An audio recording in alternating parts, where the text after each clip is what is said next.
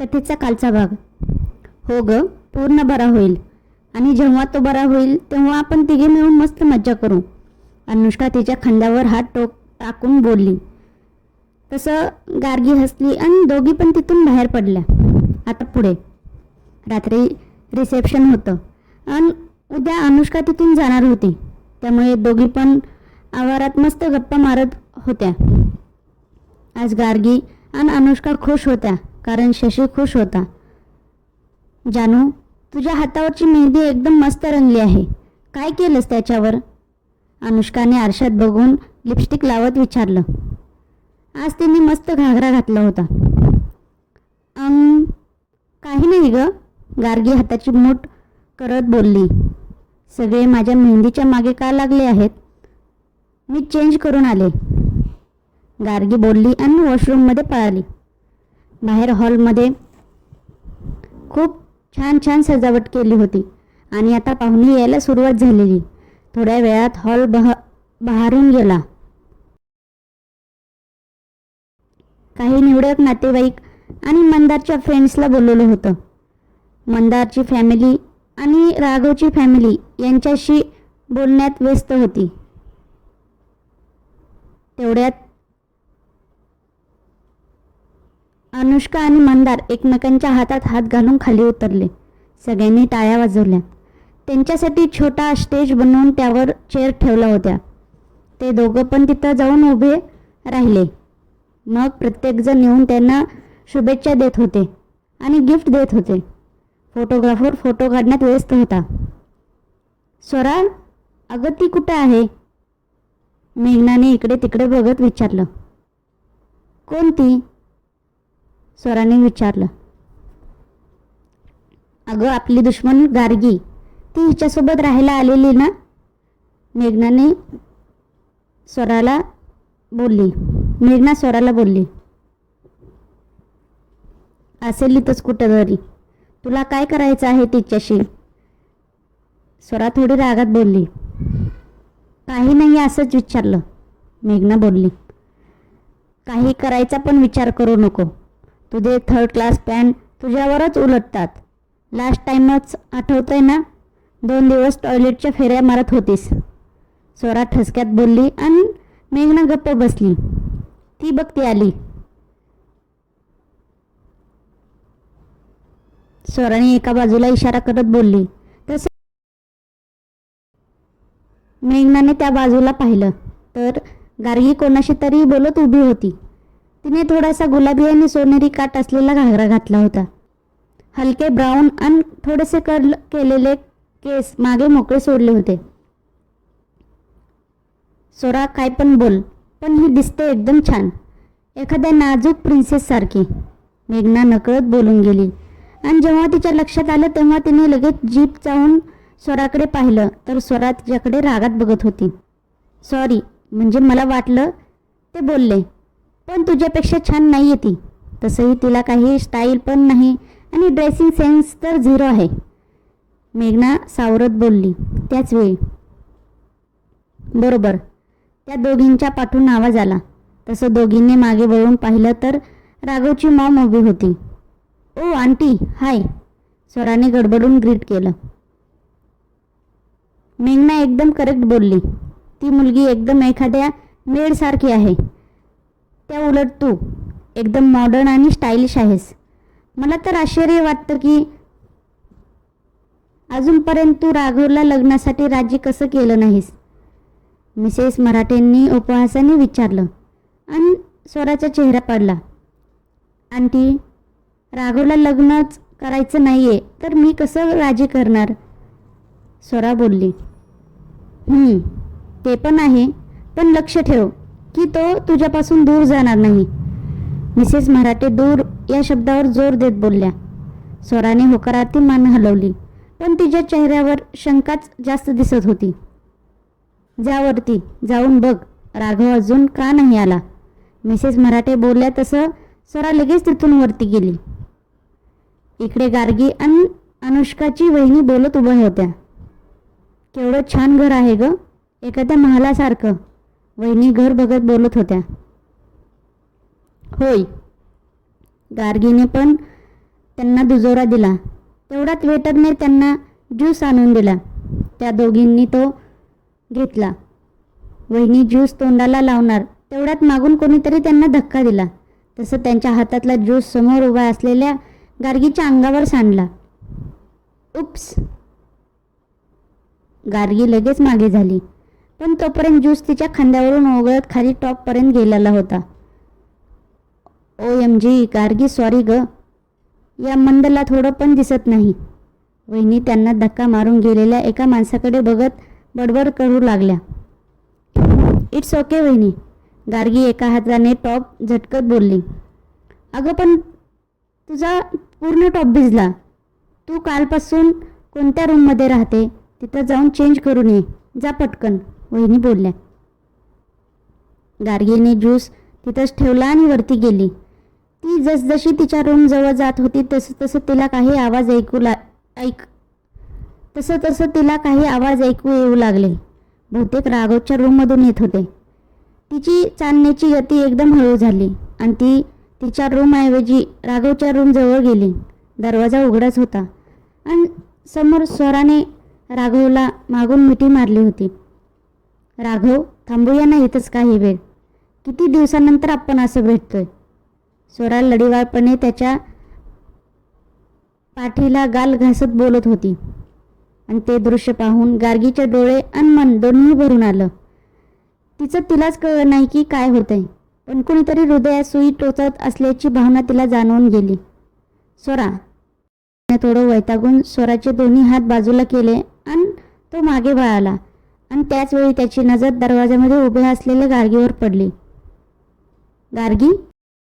गोंधळून तिला हाक मारली आणि समोरच दुसरं दृश्य पाहणारी गार्गी एकदम भानावर आली. I am sorry. ती गडबडून कशीबशी बोलली आणि पळतच तिच्या रूममध्ये गेली. रूममध्ये जाऊन तिने दरवाजा बंद केला आणि त्याला पाठ टेकून उभी राहिली. तेव्हा तिला तिच्या गालावर ओघळणारे अश्रू जाणवले. तिने पटकन ते उलट्या हाताने पुसले. हे काय झालं? मी का रडते? आणि ते दोघं रिलेशनशिपमध्ये आहेत तर त्या दोघांना एकत्र बघून मला का वाईट वाटतं?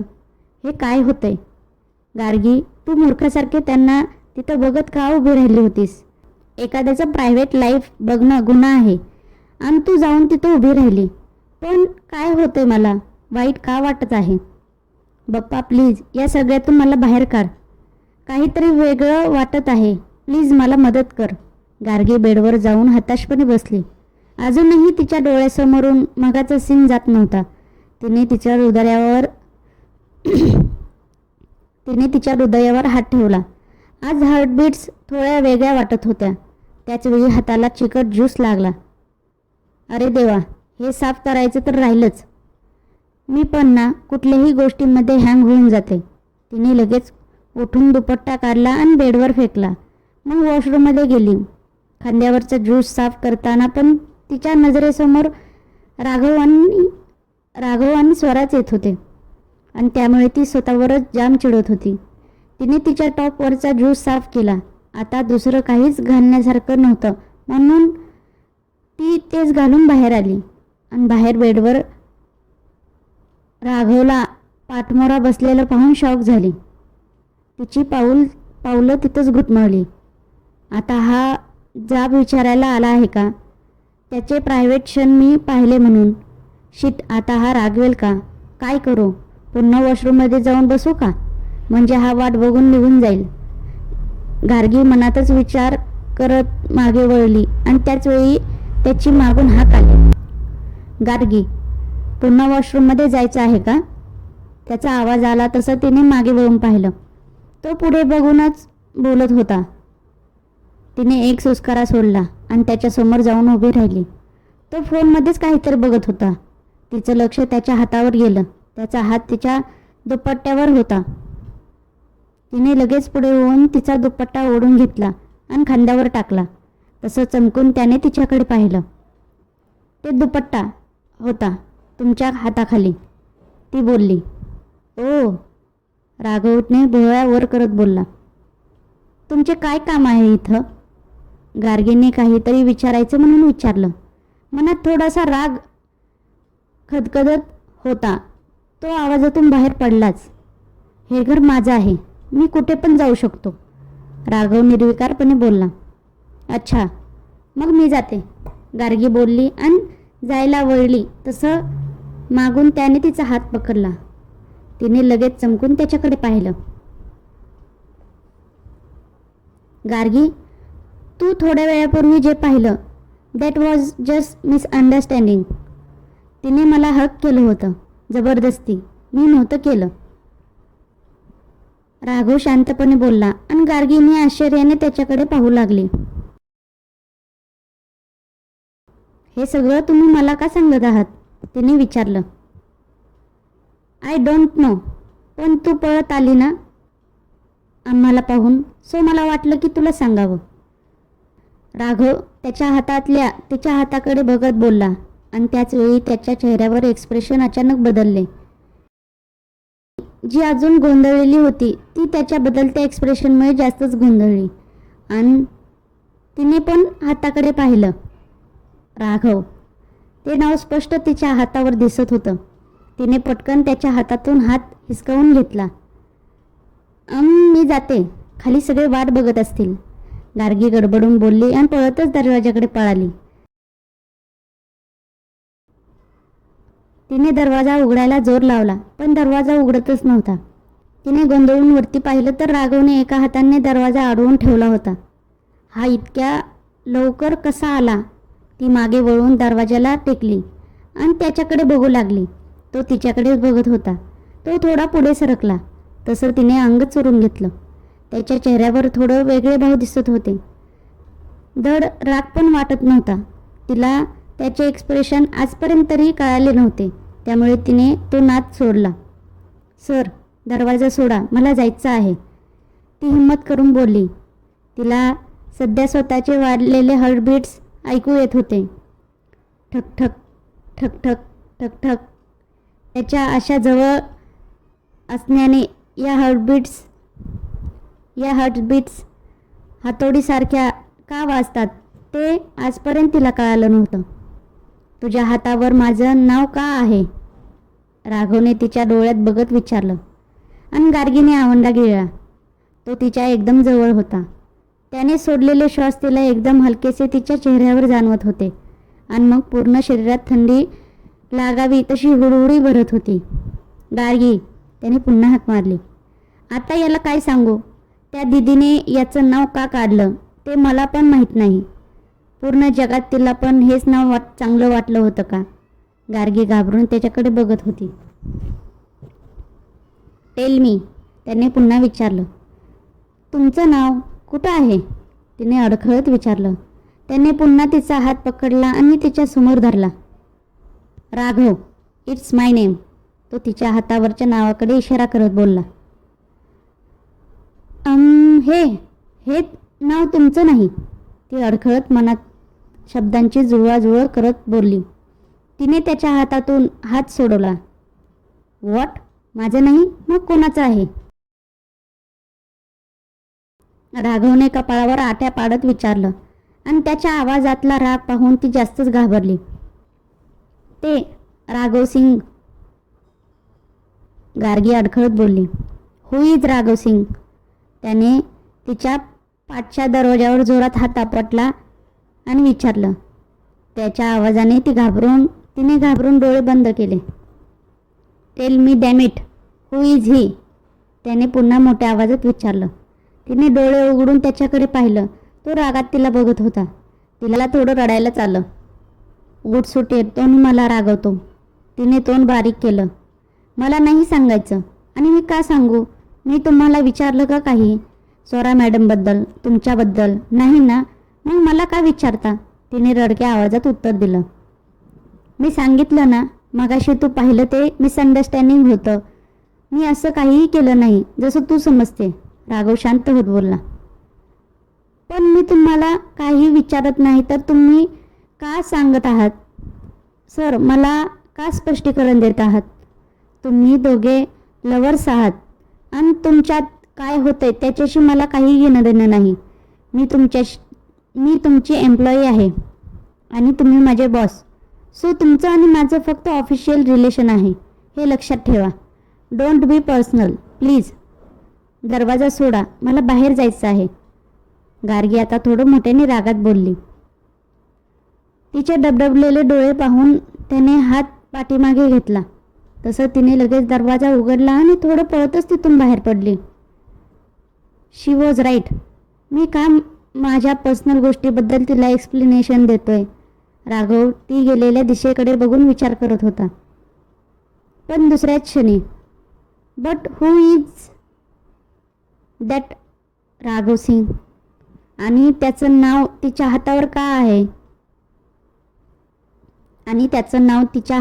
आहे? त्याच्या डोळ्यात पुन्हा राग दाटून आला.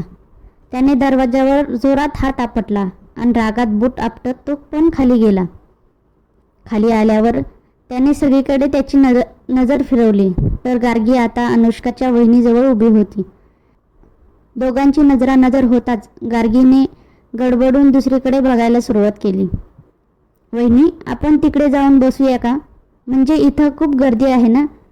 गार्गी हॉलच्या बाहेरच्या दिशेला बोट दाखवत बोलली. अगं, आता प्रोग्राम होताच आलाय, बाहेर कशाला जायचं? चल वरती जाऊन एक छानसा फोटो काढू. नाहीतरी आतापर्यंत हे सगळे फोटो काढत होते, आपण तर राहिलोच, वहिनी बोलली. गार्गीने स्टेजकडे पाहिलं तर राघव बोलत होते. आता नको, नंतर जाऊ, गार्गी लगेच बोलली. गप ग, चल पटकन, जेवणाची वेळ झाली आहे. पुन्हा चान्स मिळेल की नाही माहीत नाही. आणि बघ ना, तो हिरो पण तिथं आहे. चल पटकन, वहिनी राघवकडे इशारा करत बोलली आणि गार्गीने मनातच कपाळावर हात मारला. अनुष्काने कुठून शोधून आणली ही अँटिक वहिनी, काय माहिती. गार्गीने नाईलाजाने वहिनीसोबत स्टेजवर गेली. मंदार आणि अनुष्का, चला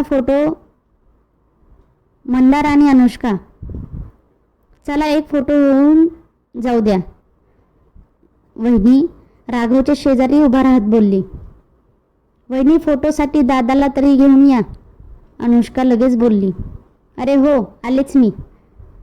गार्गी, तोवर तू इथं थांब, वहिनी बोलली आणि तिथून निघून गेली. चला आपला एक फोटो काढू.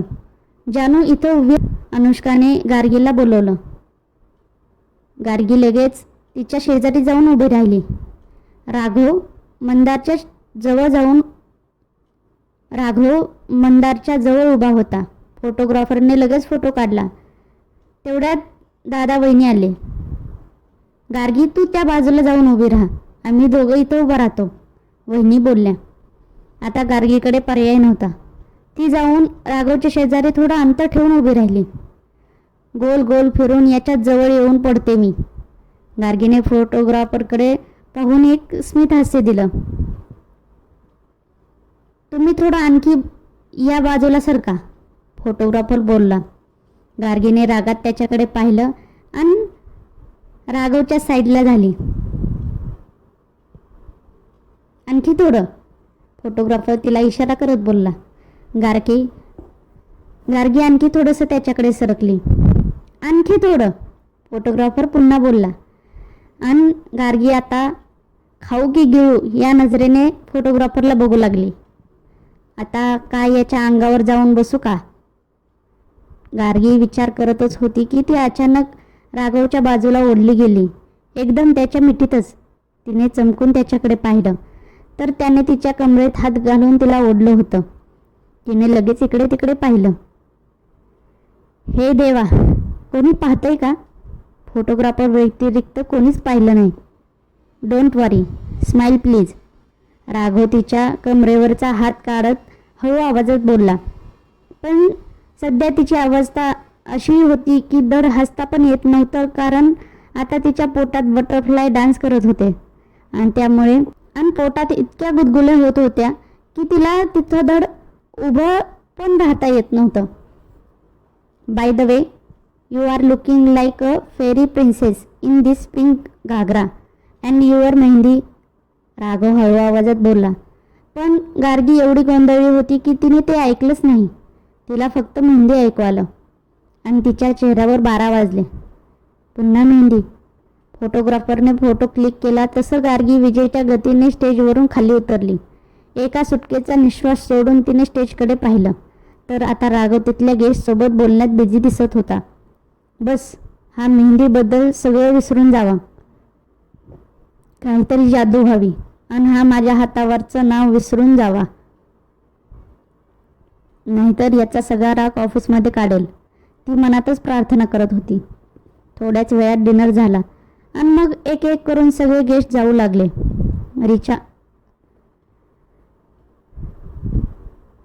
थोड्या वेळातच डिनर झाला आणि मग एक एक करून सगळे गेस्ट जाऊ लागले. अनुष्काच्या दादा वहिनीने तिचा निरोप घेतला आणि ते पण निघून गेले. मग अनुष्का आणि गार्गी रूममध्ये आल्या. आज त्या दोघी एकाच रूममध्ये राहणार होत्या. आल्या आल्या थकल्यामुळे अनुष्का झोपून गेली, पण गार्गी मात्र जागीच होती. आज तिला झोप येत नव्हती. आजच्या दिवसातले काही प्रसंग राहून राहून तिच्या डोळ्यासमोर येत होते.